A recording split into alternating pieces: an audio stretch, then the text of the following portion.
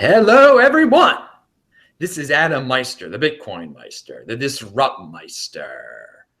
Welcome to Today in Bitcoin, or Today in Litecoin, maybe. Today is February 7th, 2017, my second show of the day. And on this show, we have a very special guest that you guys have requested, actually, and who is very well known in the cryptocurrency world. And I am obviously very, very excited to have him on here today. Let me introduce to you the man behind Litecoin, a guy who works at Coinbase, correct? Charlie Lee. Hey Adam, it's nice to be here. Awesome. Charlie is pretty calm. Well, Adam, high energy. So again, thank you for being here. You're awesome. Everyone loves you. So the first question, people always talk about, or they used to at the beginning, Litecoin is the silver to Bitcoin's gold. What does Litecoin mean to you? What is your where do you see Litecoin fitting into the cryptocurrency puzzle? Yeah, so that phrase, I think I actually came up with that phrase initially.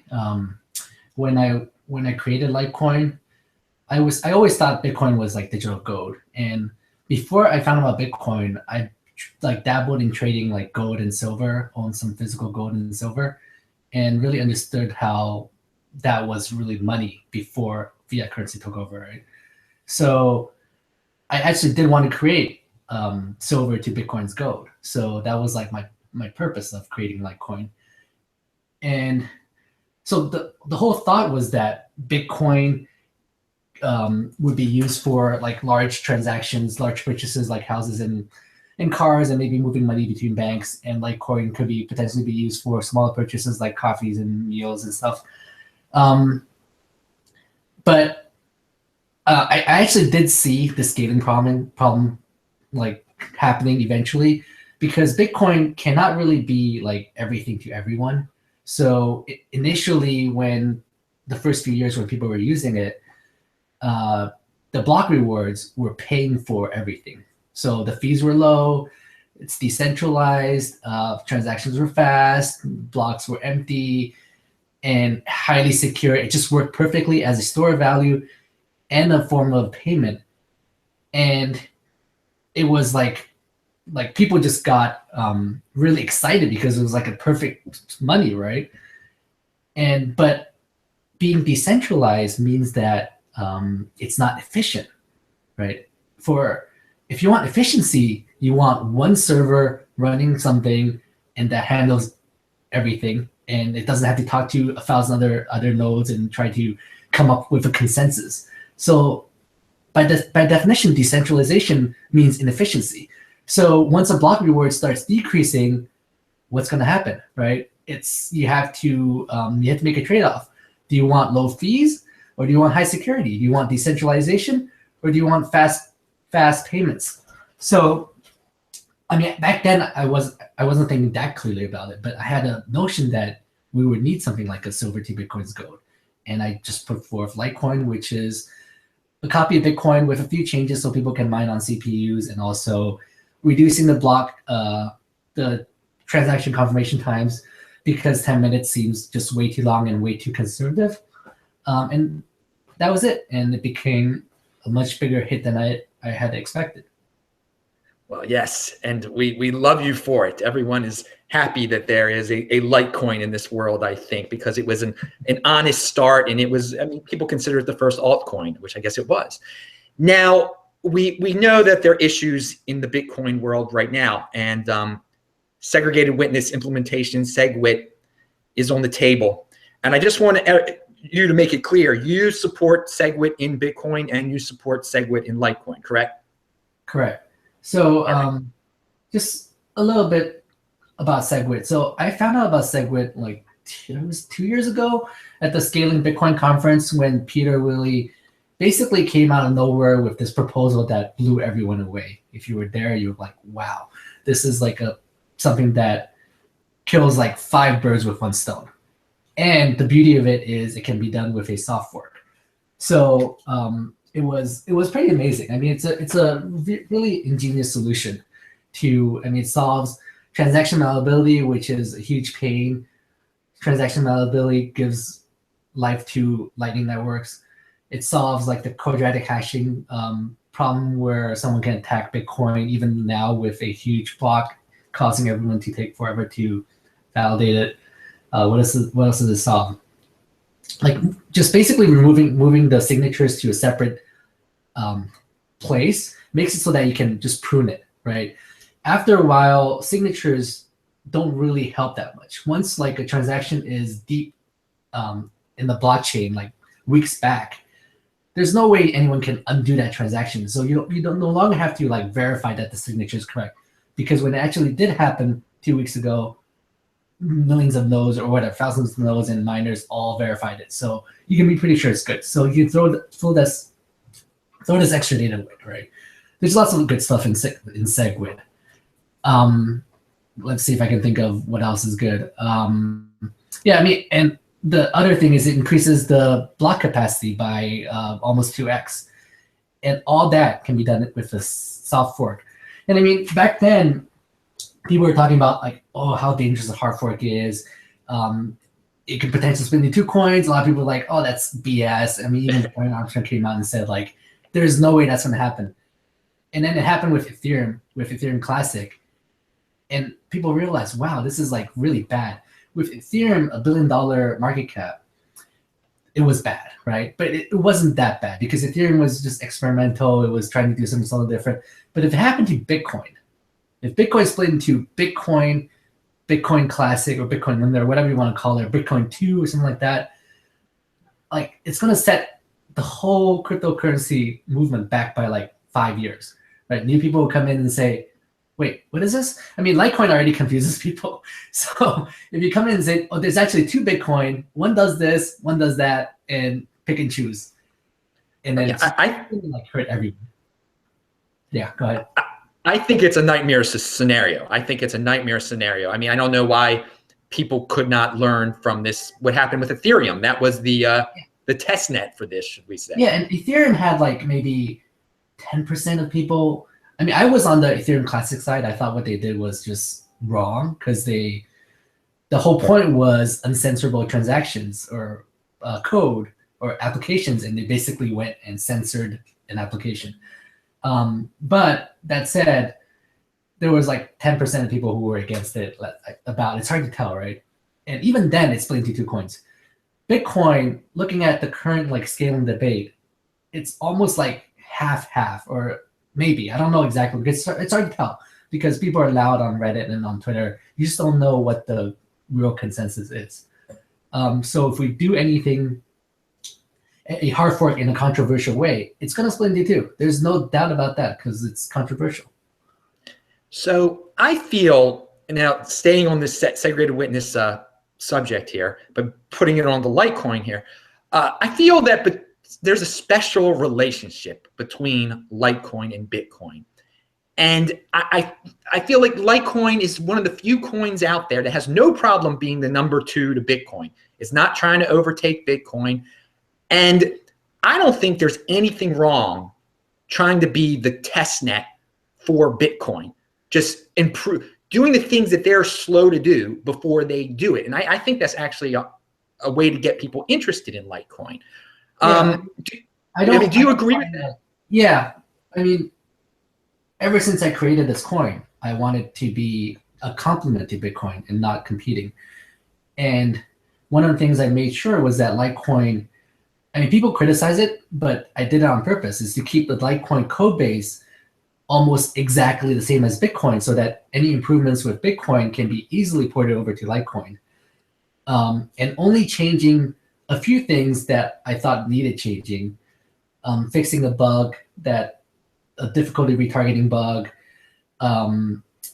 switching to script because I noticed that if it was doing SHA-256, it would compete with Bitcoin for miners, and it would cause a lot of chaos where miners would mine Litecoin, or at least with Namecoin, mine Namecoin, and then mine Bitcoin, and mine Namecoin, and Namecoin's difficulty like just jump back up and down, causing they had to merge mine. So I had to switch the proof of work, and script was something that would, at least for a short time, let people still mine on their CPUs. And then lastly, I reduced the block size, the block times by 4. So it's instead of 10 minutes, it's 2.5 minutes.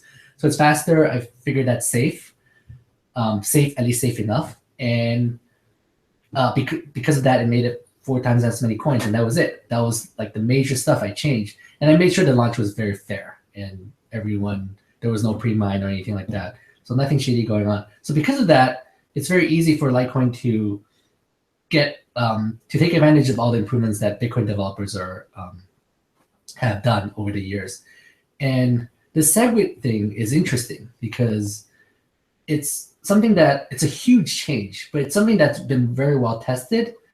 It's an amazing feature, and Bitcoin developers have been working on it for 2+ years, and we can't launch it on Bitcoin.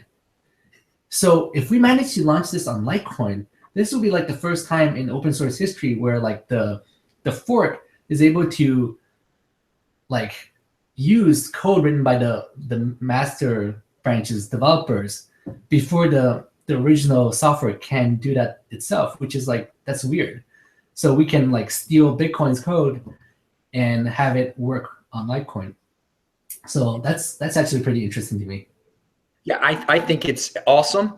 There's a lot of expectation with Litecoin to do this, to see what happens.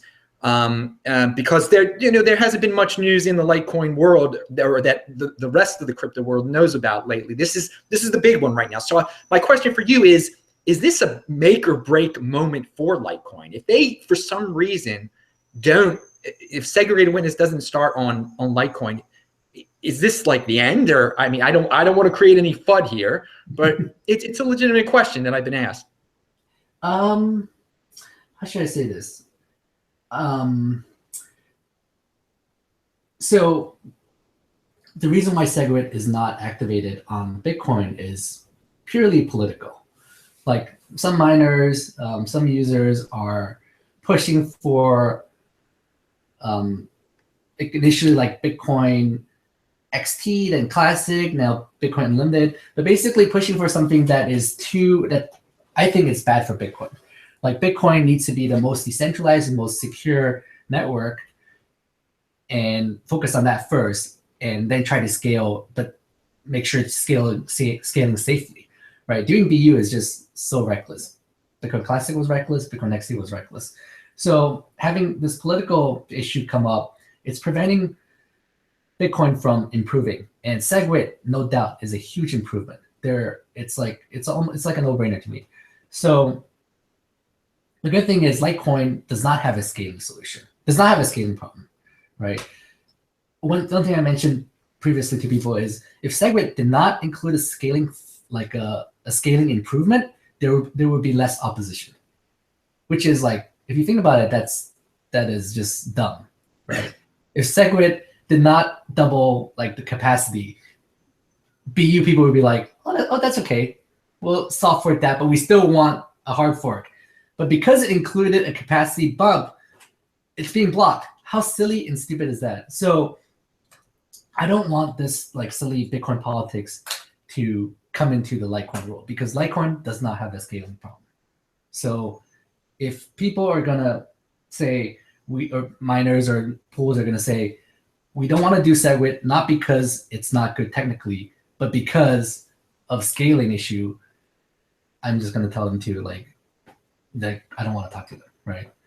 Like you don't have the best interest of Litecoin in mind. So I think that's one reason why I'm on your show, right? I'm trying to kind of tell people what I think about Segwit and why it's good for Litecoin, right? One thing we'll probably talk about later is Lightning networks, how that helps Litecoin, right? So as far as whether or not Segwit will activate on Litecoin, I have no doubt it will activate on Litecoin. For one, the users I've talked to, the people that actually matter, all are for it. No one's against it. There's like some people are against it, maybe because it's a little bit complicated. They don't understand it. They don't understand the benefits. But if you really like dig deep into it and understand what's going on, you're not against it. And if you are, it's because of political reasons. You're like, oh, maybe if Segwit gets activated on Litecoin, then people are going to use that to pressure Bitcoin to activate it. I don't want it to be activated on Bitcoin. So all this is political. So I think users are like 90% plus for it. So the economic nodes are for it. So right now, if the miners are against it, I mean, there are options that we can do. So I obviously don't want to go into like what we can do to kind of like make it happen. But I mean, one thing that could happen is a hard fork, right? So which is dangerous, and I don't want to do that, right? So like if we want to improve or fix something with Litecoin and everyone is for it and there's no controversy, we can hard fork and it can be relatively safe if we give it enough time. So Segwit could be something like that, but it can be done in a safe way. So yeah, so it all depends on. So I'm trying to convince. I'm having like an AMA with the Chinese community tonight, trying to convince the miners and pools there to understand where I'm coming from and see if they will support me or support our team. Yeah, I will say this.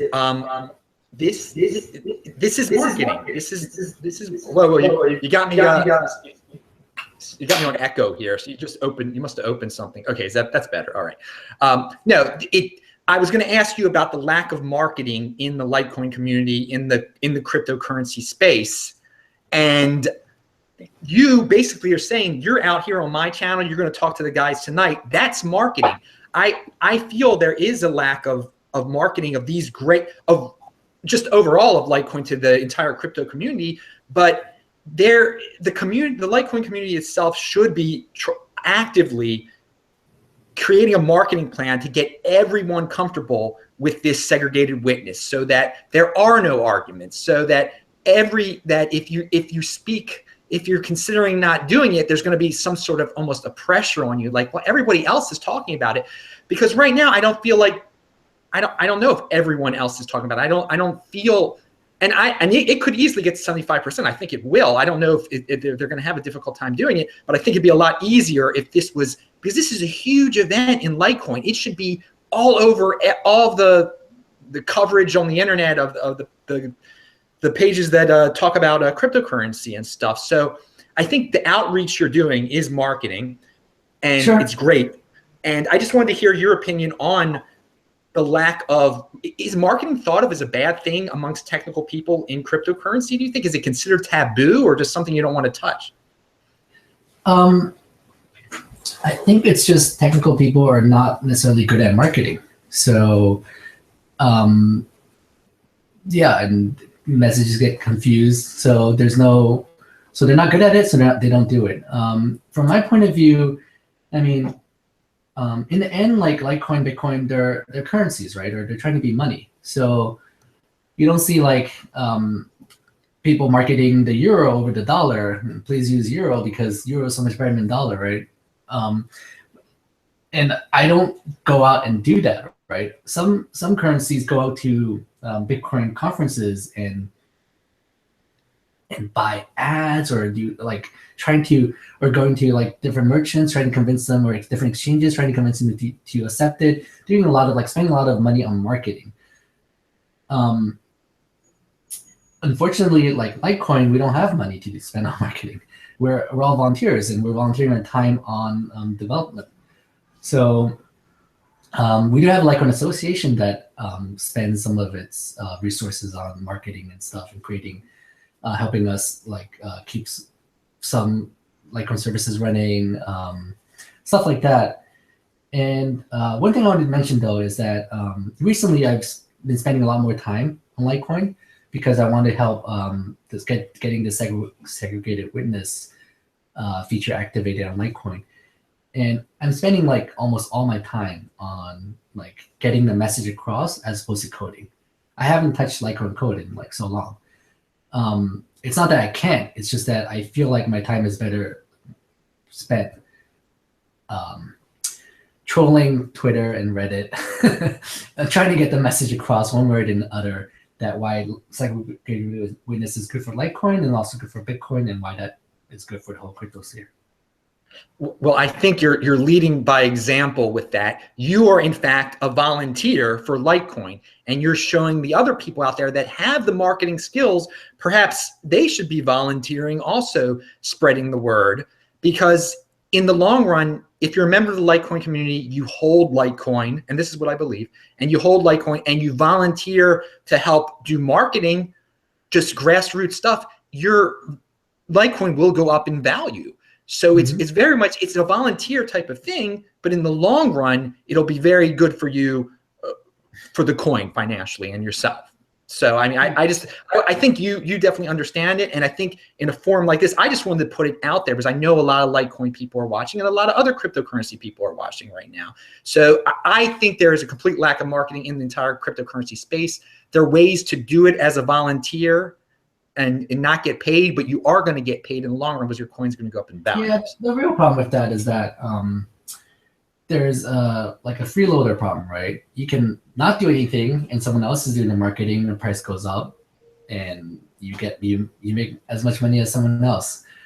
So that's always a problem. I mean, we're relying on the volunteering work of people to help push this space and push Litecoin. Yeah, but I mean, in the end, like the development team is mostly focused on just making sure, like adding features, and most important thing is the security of the network, right? We don't want to add something that is risky and all of a sudden there's a fork in the chain or something bad happens. So we just have to be very careful and very conservative there. So we're focused on our efforts on those few things and not on marketing per se. And that's and the development team, just to make clear, they are totally volunteers also, correct? Right. Yep. Yes, of course. And so just as they stepped up, I mean, there's guys who could be developers who are holding a lot of Litecoin who are quote unquote, I mean, freeloading, but they're real, as just saying the word term that you used. I mean, there's always going to be people not contributing everything that they could in a volunteer type of situation.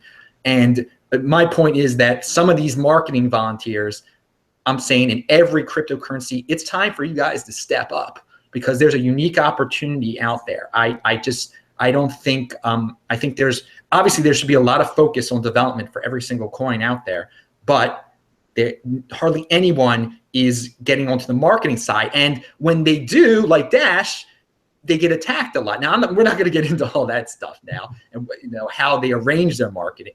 But I mean, it seems like marketing in general leaves a bad taste in some people's mouth, and that's not traditional business there. I mean, Vinny Lingham said the other day there's a lot of lack of business sense in the cryptocurrency world, and I have to agree. But I don't know what your thoughts are on that aspect of it. But yeah, I mean, I definitely agree. I mean, this is still like a really young movement, right? I mean, companies are trying to find what the killer app is with Bitcoin, trying to figure out how to make money. So there's a lot of learning that still needs to be done. All right. So you mentioned you're trolling around on social media or whatever, and it's not really trolling. You're very polite, and your explanations are great. Now you came out, and I'm going to link to your Twitter below.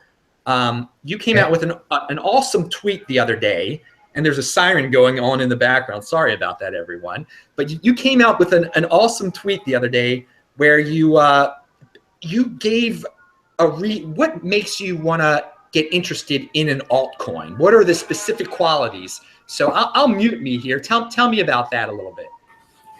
Yeah, I think you're referring to the tweet where I explained I went into like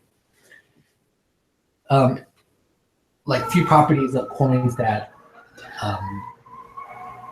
the siren is really that makes what makes me want to invest in another altcoin, right?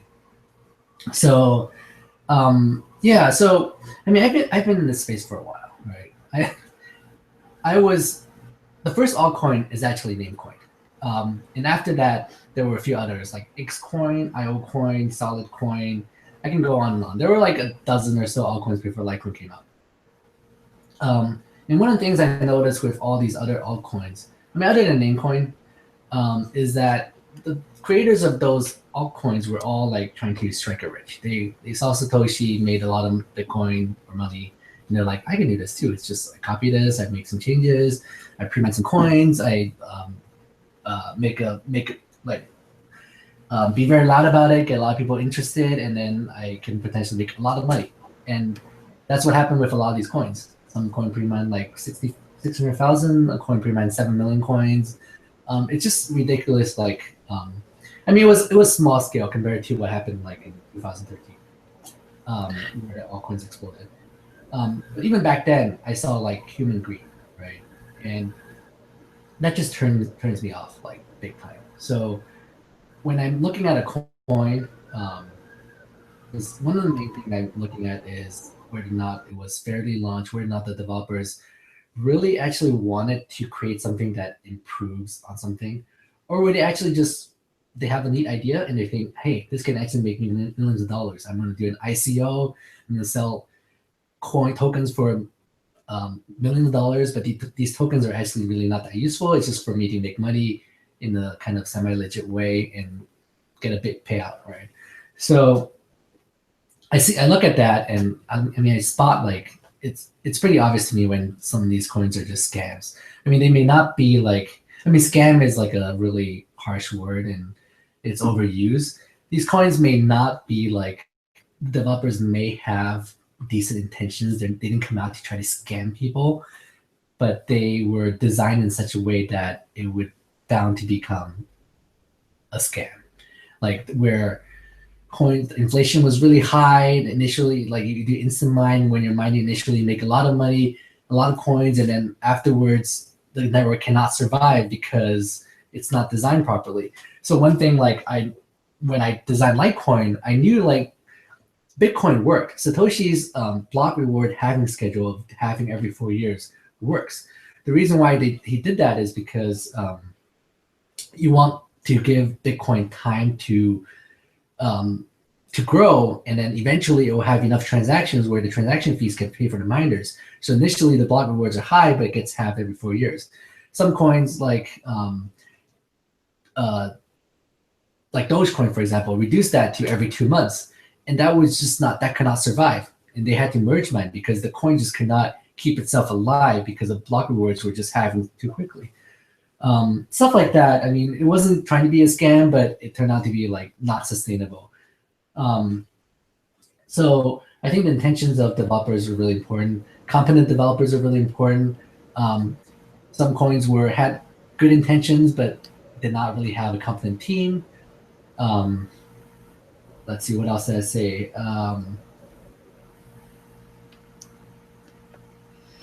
It has to be innovative, right? It has to actually provide some value, and not just like a Me Too product. Like a lot of coins are like, hey, Ethereum is doing this decentralized apps, I can do it too. I'm going to write mine in Lisp or some other language, and everything else is the idea is the same with just a different programming language, different code base. And that's just silly, right? That's like, or I'm going to write my JavaScript. I'm going to write a coin in Pascal and call it Pascal coin.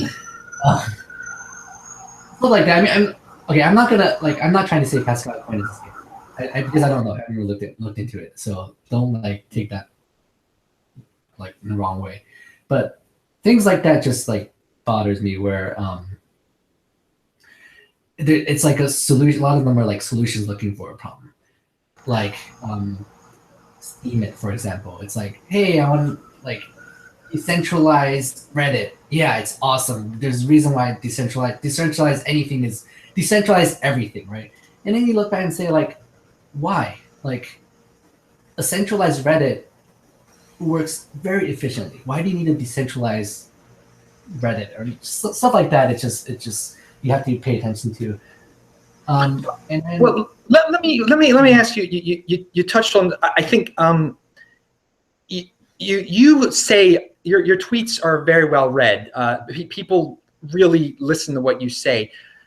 As the founder, and you just mentioned specific coins And you've mentioned, and in that tweet that we're referring to, where you listed what makes a good altcoin investment, you mentioned something called Decred, which I had never even heard of before, or barely had. And then it gave it like this legitimacy in my head, actually. It probably added legitimacy to a lot of other people. Are you careful with your words, since you are, I mean, you don't own Litecoin, obviously, but you're very much associated with Litecoin. Are you careful with what you say, just because you don't want to affect the Litecoin market, you don't want to affect other people's markets? And is that something that goes through your thought process a lot? No, I'm not very careful with what I say. It doesn't go through my thought process a lot. Maybe it should, but I don't care that much.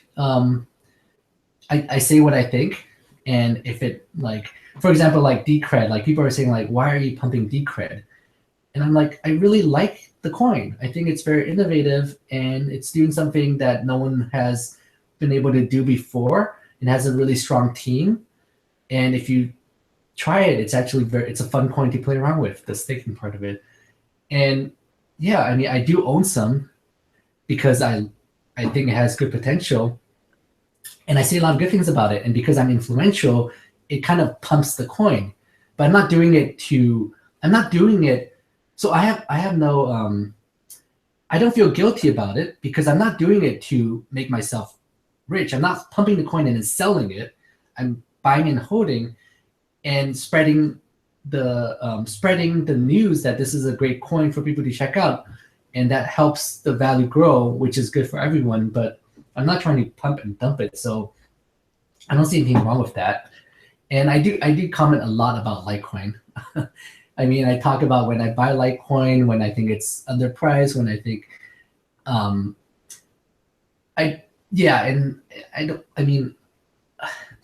if the government ever comes down and says like creators cannot talk about their own coin because it's illegal, because there's insider trading or whatever, then obviously I'm going to follow those rules. But there's nothing of that sort right now, and I don't think there's anything like bad that I'm doing. Do you? I mean, is there? No. And see, well, this was what I was going to say. I can tell you're very, very honest by your answers, by your tweets. And the reason I brought this up is not because of the worry of you. I know you're not trying to pump anybody else's coin, and I know you're not trying to hurt your own coin.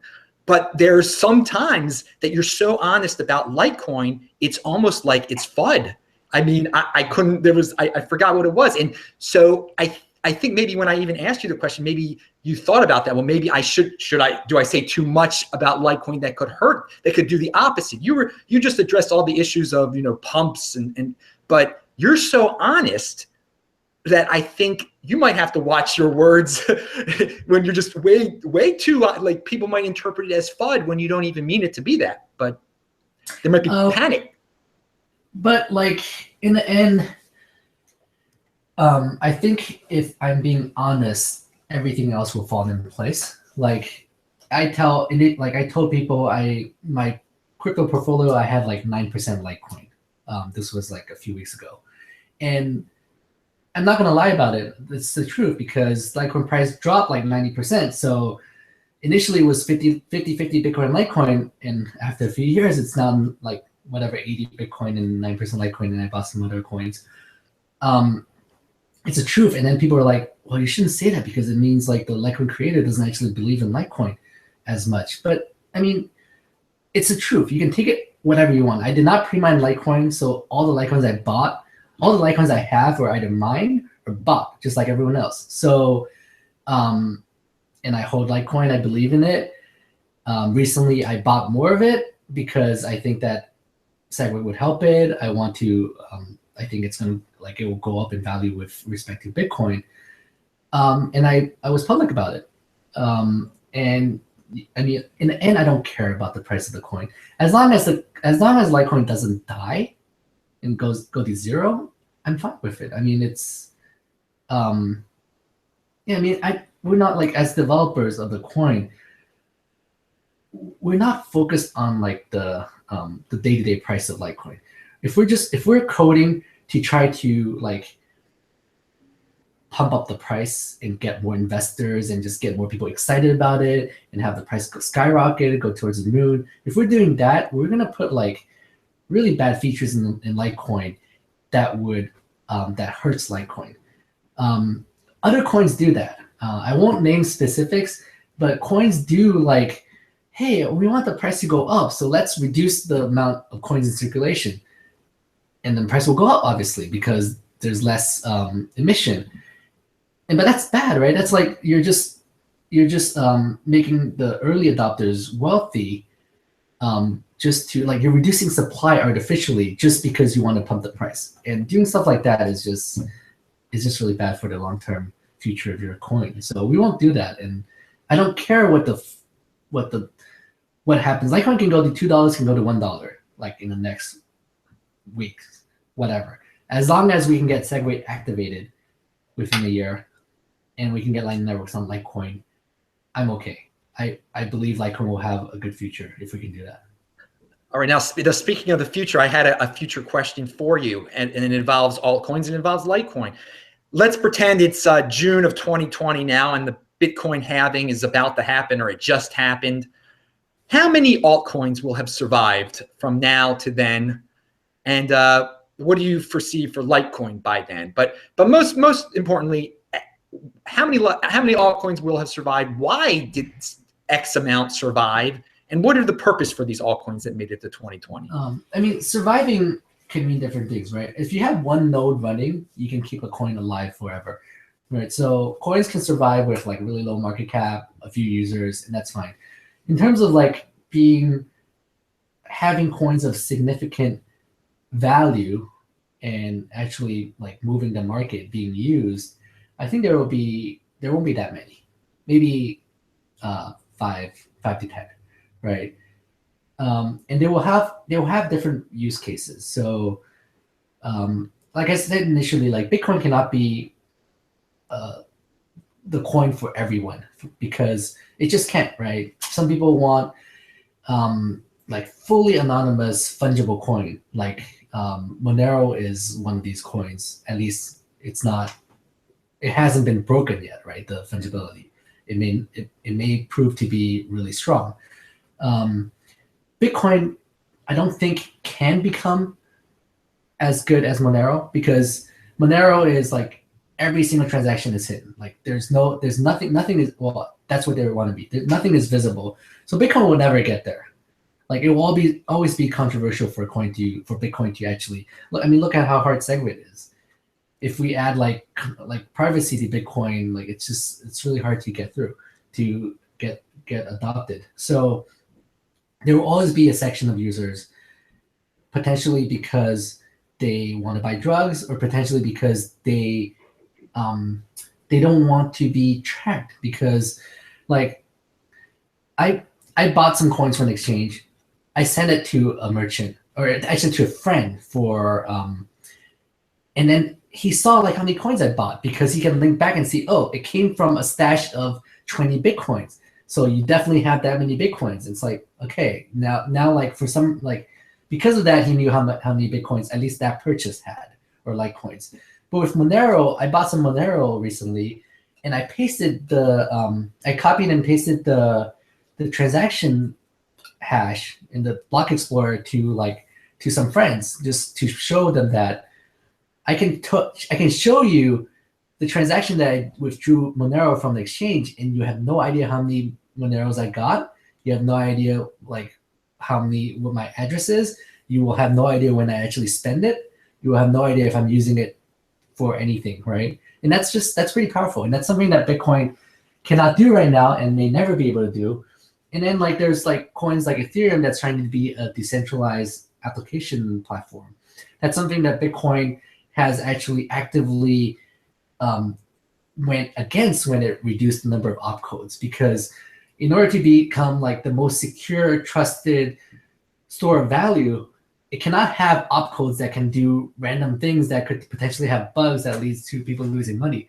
So Bitcoin actually went the other way for good reason and stuff like that, right? So I think there will be coins like a coin that's good for a decentralized application, a coin that's good for fungibility.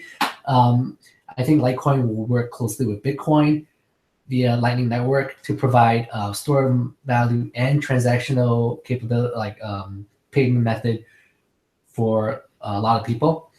And there might be a few others. There's a coin like that does decentralized storage, like Sia coin. There's a few of those. I don't know which one will actually come out on top. Decred is trying to do governance that is very innovative. Where Bitcoin, we're seeing like Bitcoin cannot, it's really hard to change and improve Bitcoin. Whereas using proof of stake, Decred can do proof of stake voting to decide how to hard fork. So a proposal to hard fork to 2 megabytes or a proposal to add Segwit, and then people who actually have stake will vote. And then the vote will be binding, and the coin would just automatically upgrade to the protocol that people vote on. So that's unheard of right now, and that will solve a lot of problems, and potentially it could become a very useful coin. So things like that. So I think like there will be top 5, top 10 coins that will actually have meaningful value. Yeah, that makes a lot of sense. That's a good explanation. Now you mentioned the Lightning Network. I know you want to talk about the Lightning Network, so go at it now. What would you want to say about the Lightning Network and Litecoin and Bitcoin? Sure. So I wrote about this in a blog post. It's my vision of like how Lightning Network will work on Bitcoin and Litecoin. So when I actually, and to be honest, when I launched Litecoin, saying like Litecoin is silver to Bitcoin's gold, it didn't really mean much in terms of helping Bitcoin, that people will use Litecoin for small transactions, because when I first launched it didn't make much sense, right?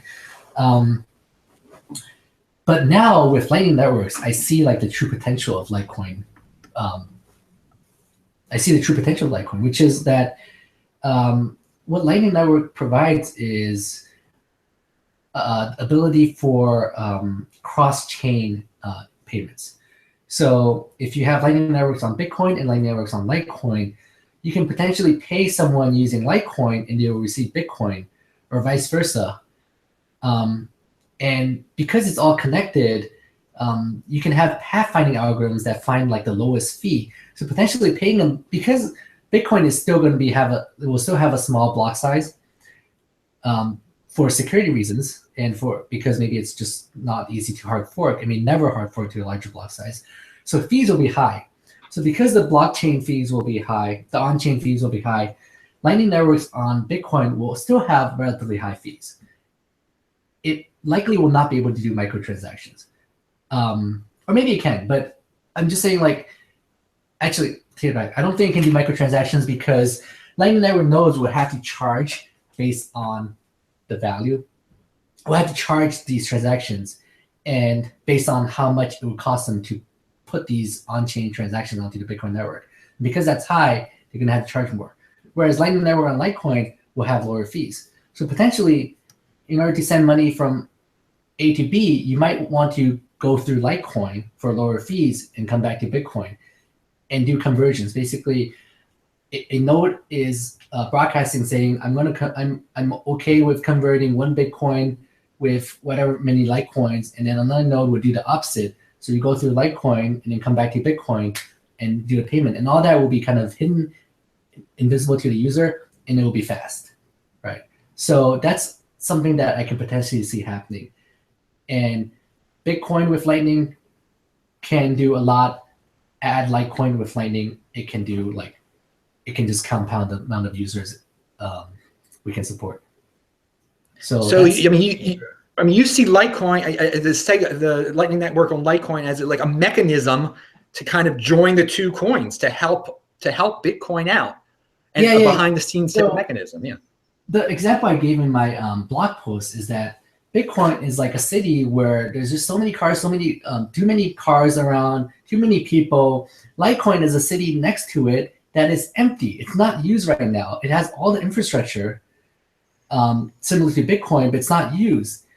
And the reason why it's not used is because it's so hard to get from Bitcoin to Litecoin. Right now you have to go through like an exchange. Shapeshift makes it easier, but it's not programmatic. It's also not atomic, where I can exchange Bitcoin with you with Litecoin and it's atomic exchange where either you get it, either the exchange happens or it doesn't. You can't steal Litecoins from me. I can't steal Bitcoins from you.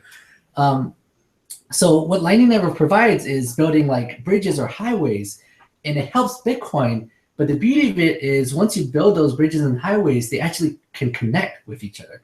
Litecoin highway bridge can connect to the Bitcoin bridge. So traffic can actually move to the Litecoin city and use that everything's a bit cheaper there if it needs to. Maybe it doesn't need to, but we will see, right? Once the connections are available, we'll see if it actually is useful. So it basically makes it creates a huge, a possibility of that was never previously possible. So I'm very excited about that. And obviously, this is a huge reason why everyone's got to get on the ball with Segwit in the Litecoin world, correct? Yeah, and I'm for Litecoin. I'm for Segwit and Lightning on both Litecoin and Bitcoin, right? I'm not like selfish. I'm not saying like, hey, we should just steal Segwit, have like Lightning on Litecoin, but screw Bitcoin. Bitcoin like replace Bitcoin with Litecoin, right? I think it can work really well together. I mean, that's like my vision. I don't know if it will come true. Maybe like Lightning on Bitcoin can serve everybody in the world and low fees. It's like the perfect solution. If that's the case, then great. I mean, my Litecoin value will go down, but like Bitcoin value will go up and everyone will be happy. So, so definitely don't put all your eggs in Litecoin. Look at my portfolio mix, which is pretty even now. And don't invest more than you can afford to lose. That's always a good thing. What is your portfolio mix right now exactly? It's like I have Bitcoin. I have the most Bitcoin. Second is Litecoin, a little bit less in terms of like dollar value. I have some. What's that? No, I didn't want you to give the dollar. I mean, no, I'm saying the mix. I didn't want you to think I was asking you super personal stuff. I'm not giving you the dollar value. I'm saying the mix is in terms of dollar value, not the number of coins, right? Some people like say, hey, one Litecoin is worth $3, but one Ethereum is worth $12, so it must be better, right? It's not, you don't compare like that. Anyways, so in terms of like dollar value, I have the most Bitcoin, a little bit less Litecoin, a little bit less. A little bit less of that is Monero, and I also have a bunch of Decred, and that's all I'm holding right now. All right. This is I thought it was going to be something like that. So you talked about, well, you got me again on echo there. Okay, that's better. So one thing you just mentioned is that there's some people out there, they're newbies to the crypto space who are like, well, my Ethereum is worth $12, your thing's worth $3. You know, that's lunacy, what they were saying, comparing them that way. But there are a lot of people who think like that. There are a lot of new people. I'll tell you a funny thing I saw on CNBC. Like this is like 4 or 5 years ago, before I found out about Bitcoin. So maybe even longer than that. There's this analyst on CNBC was comparing gold with oil, and he was saying gold at back then it was like maybe $1,500. He was saying gold at $1,500. And oil was like $100 or something. He was like, gold at $1,500 is overvalued because oil is only $100. And gold is not 15 times as useful as oil. We use oil to drive cars. We don't do anything with gold. It's not 15 times more valuable than oil.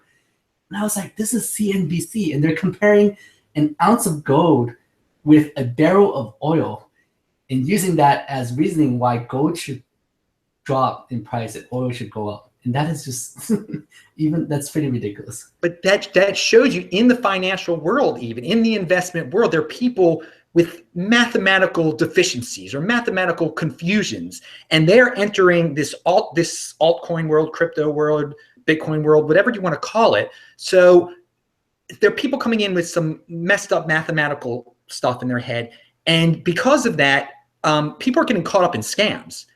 And that's not cool. So my specific question is one of the biggest scams in Bitcoin and Litecoin is cloud mining. I mean, tell me your thoughts on this cloud mining phenomena, and what all of us can do to stop scams or to help people who are mathematically challenged to get their heads on straight, so they just hold instead of like wasting all of their Bitcoin and Litecoin.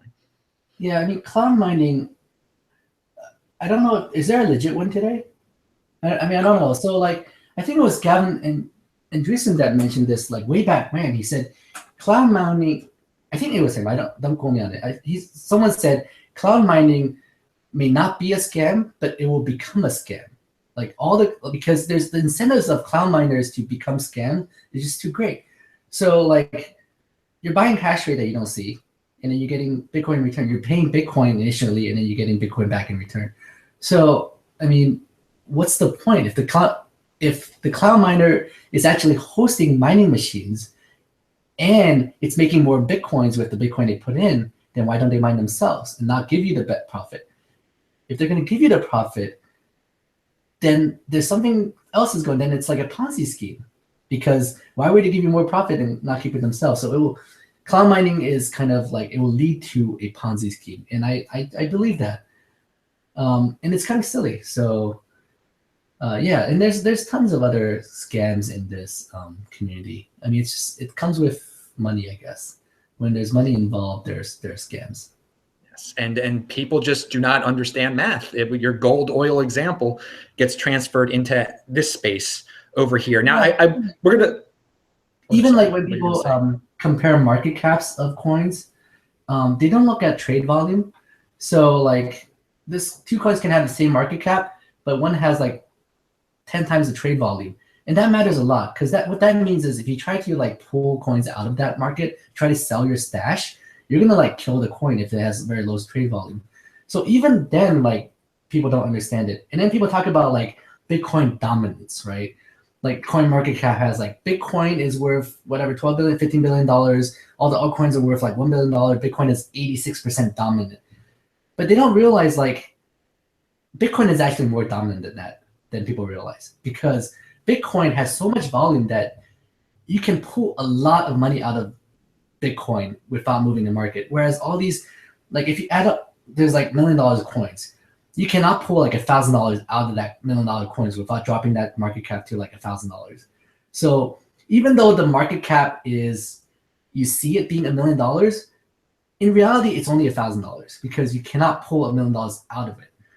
People don't realize that, and people don't talk about it. But like, if you add up like 1,000 of these $1 million market cap coins, you have $1 billion. But how much money is it really there? It's like very little.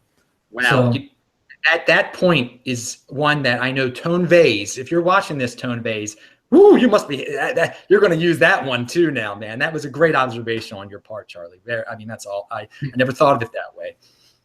Yeah. So let me ask you one final thing, a couple final things. We've been talking a while. There's a guy out there. Have you heard about the guy who wants to sell his house and then use the proceeds to buy Litecoin? Yeah, like the truck driver guy. Yeah. Yes. I don't think he did. I don't think he did sell his house for Litecoin. No, but I think he might still be planning on it. I just wanted to make sure. I wanted to do my part to make sure you knew about him. He's got his channel is called Bitcoin Litecoin. I will link to it below. He really loves he makes many pro Litecoin videos, and I just wanted you to know that this guy's a big fan. I mean, that's amazing.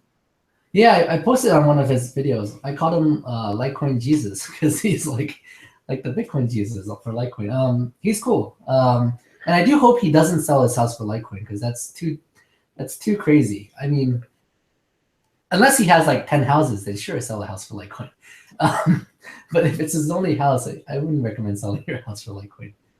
It would be an amazing story, an amazing marketing thing for Litecoin if he actually did it. But you're such an honest guy. You just don't put all your eggs in one basket. I mean, that is a big life lesson that we all should take into consideration. I also want to say, I don't know if you know who Doug Casey is. He's a big finance guy through the years. He's popular on the internet. When I interviewed him, I said, "Do you know any other coin but Bitcoin?" And he said, "I've heard of Litecoin. I don't exactly know what it is, but I've heard of Litecoin." So I wanted to tell you that you know, I've talked about lack of marketing, but the word's getting out there somehow. Yeah. Yeah, I mean, we do need to push it out more. I mean, these days people hear about Ethereum and Monero more than Litecoin, so that needs to change.